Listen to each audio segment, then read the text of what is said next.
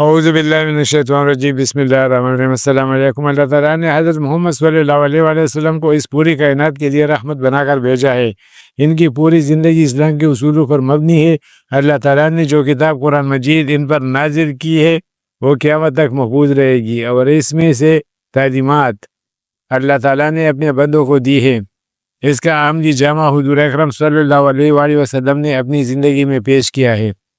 حضور اکرم صلی اللہ علیہ وآلہ وسلم کی پوری زندگی اسلام کی تعلیمات کے مطابق ہے۔ ان کی زندگی سے ہمیں رہنمائی ملتی ہے کہ ہم نے زندگی کس طرح سے گزارنی ہے۔ اگر ہم ان کی اطاعت کریں گے تو دنیا و آخرت دونوں میں کامیابی حاصل کریں گے۔ اسلام آنے سے پہلے خواتین کے ساتھ بہت برا سلوک کیا جاتا تھا۔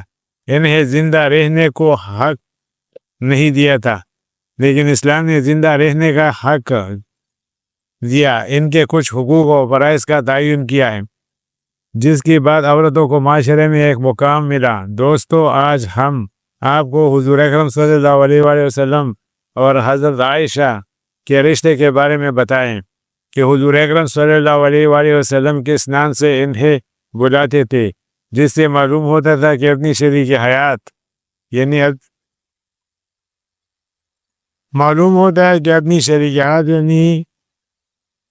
کہ اپنی بیوی کو کس نام سے پکارا جائے، یعنی کہ اس کے نام کے علاوہ کسی اور نام سے اسے پکارنا ناجائز ہے یا نہیں، اور اگر جائز ہے تو حضور صلی اللہ علیہ وسلم حضرت عائشہ کو کس نام سے پکارتے تھے۔ اگر حضور اکرم صلی اللہ علیہ وآلہ وسلم عائشہ رضی اللہ تعالیٰ عنہ کو کسی نام سے پکارتے تھے تو اس سے معلوم ہوتا ہے کہ اگر ہم بھی اپنی شریک حیات کو کسی نام سے پکارتے ہیں، کوئی ایسا نام جو پیار کے طور پر رکھا جائے، پیار کی علامت ہو، تو اس وجہ سے ہم ایک سنت کام کر رہے ہیں جس کا ہمیں ثواب بھی ملتا ہے۔ دوستو، حضور اکرم صلی اللہ علیہ وآلہ وسلم اور ام المومنین حضرت عائشہ رضی اللہ تعالیٰ عنہ کی زندگی ہمارے لیے ایک بہترین نمونہ ہے۔ ان کی زندگی سے ہمیں ملتا ہے کہ انسان کو ایک شادی شدہ زندگی کس طرح سے گزارنی چاہیے، ایک بیوی کے کیا حقوق اور ایک مرد کے کیا حقوق ہیں جو اسے پورا کرنے چاہیے۔ اگر آپ اپنی بیوی کو کسی پیار کے نام سے بلاتے تو حضور اکرم صلی اللہ علیہ وآلہ وسلم کا ایک فرمان ہے، وہ بھی سن لیجئے۔ دوستو، حضرت عائشہ رضی اللہ تعالیٰ عنہ بہت سی احادیث بیان کی ہے جو حضور اکرم صلی اللہ علیہ وآلہ وسلم کے حوالے سے ہے۔ حضور اکرم صلی اللہ علیہ وآلہ وسلم حضرت عائشہ کو کس نام سے بلایا کرتے تھے، لیکن اس کا مفہوم جو ہے وہ ہم آپ کے ساتھ شیئر کرنے جا رہے ہیں۔ حضرت محمد صلی اللہ علیہ وآلہ وسلم ام المومنین حضرت عائشہ رضی اللہ تعالیٰ عنہ کو پیار سے حمیرہ کے نام سے بھی بلاتے تھے، جس کی لفظی معنی ایک چھوٹا سا سرخی میل رنگ ہے، لیکن علماء کا کہنا ہے کہ اتنا برا رنگ جو سورج کی شعاعوں کی وجہ سے سرخی میل ہو جائے، یعنی کہ اس کی وجہ سے حضور اکرم صلی اللہ علیہ وآلہ وسلم اور حضرت عائشہ رضی اللہ تعالیٰ عنہ کے درمیان جو تعلقات تھے وہ بہت خوبصورت تھے، جن سے آج میں نے رہنمائی حاصل کرنی چاہیے کہ ہم اپنی ازدواجی زندگی کس طرح سے گزارے اور کس طرح سے اس سے سبق حاصل کرنا چاہیے۔ دوستو، ام المومنین حضرت عائشہ رضی اللہ تعالیٰ عنہ فرماتی ہیں کہ رسول اکرم صلی اللہ علیہ وآلہ وسلم کی خوش مزاج کو دیکھتے ہوئے میں نے رسول اکرم صلی اللہ علیہ وآلہ وسلم سے گزارش کی ہے کہ اللہ کے رسول صلی اللہ علیہ وآلہ وسلم میرے لیے دعا فرما دیجیے۔ تو آپ صلی اللہ علیہ وسلم نے دعا فرمائی، یا اللہ حضرت عائشہ رضی اللہ تعالیٰ عنہ کے پچھلے اور اگلے ظاہری اور باطنی گناہ معاف فرما دے۔ یہ سن کر حضرت عائشہ رضی اللہ تعالیٰ عنہ خوشی سے ہنسنے لگی۔ رسول اکرم صلی اللہ علیہ وآلہ وسلم نے فرمایا کہ تمہیں میری دعا نے خوش کر دیا۔ حضرت عائشہ رضی اللہ تعالیٰ عنہ نے جواب دیا کہ میں آپ کی دعا پر کیسے خوش نہ ہو، کیا مجھے آپ کی دعا کیسی خوش نہ کرے؟ تو رسول اکرم صلی اللہ علیہ وآلہ وسلم نے فرمایا اللہ کی قسم بے شک میری یہ دعا ہر نماز میں تیری پوری امت کے لیے ہے۔ دوستو، اس حدیث مبارک سے جو چیزیں معلوم ہوتی ہے وہ آپ کو بتاتے ہیں۔ حضرت عائشہ رضی اللہ تعالیٰ عنہ کی فضیلت، بلند مقام اور رتبہ معلوم ہوتا ہے۔ حضرت عائشہ رضی اللہ تعالیٰ عنہ کی وجہ سے پوری امت مسلمہ کو حاصل ہونے والی رسول اکرم صلی اللہ علیہ وآلہ وسلم کی عظیم دعا کی خبر بھی ملتی ہے۔ ایسے بہت سے واقعات ہیں جو حضرت عائشہ رضی اللہ تعالیٰ عنہ کے ذریعے ہم تک پہنچتے ہیں۔ وہ 3 عورتیں جو اپنا گھر نہیں بسا سکتی، پیارے نبی صلی اللہ علیہ وسلم کا فرمان سن لے۔ حضرت عورت ایک فرد نہیں بلکہ پورے خاندان کی نمائندگی کرتی ہے، کیونکہ اللہ نے حضرت کو بہت سارے رشتے بنائے ہیں۔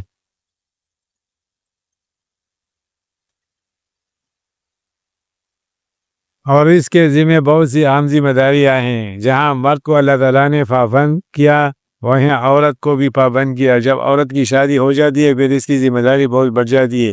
پھر اس کے لیے ضروری ہے کہ وہ اپنی زندگی گزارنے کے لیے کچھ چیزوں کو سمجھے اور اپنے اور شوہر کی زندگی کو جنت بنائے۔ میاں بیوی اپنے رشتے کی عظمت اور سچائی کو پہچانے۔ ہم آہستہ آہستہ اپنا مذہب سے، اپنے فرائض، اپنا کلچر، اپنے بڑوں کی تربیت چھوڑ کر نئے اور ماڈرن زمانے کی طرف جا رہے ہیں۔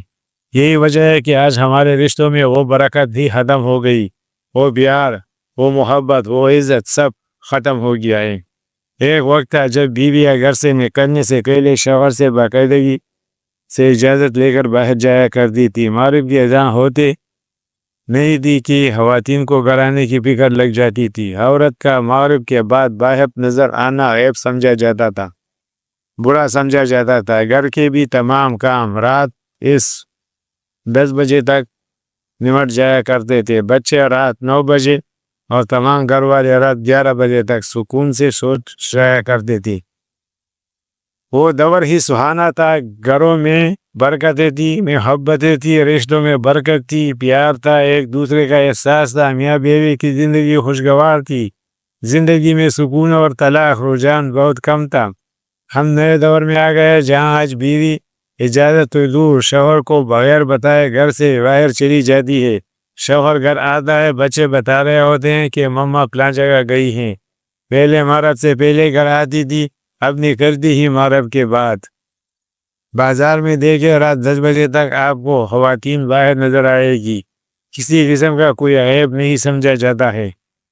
گھروں سے وہ برکتیں ختم ہو چکی ہے، رشتوں میں پیار، محبت، احساس ختم ہوتا جا رہا ہے۔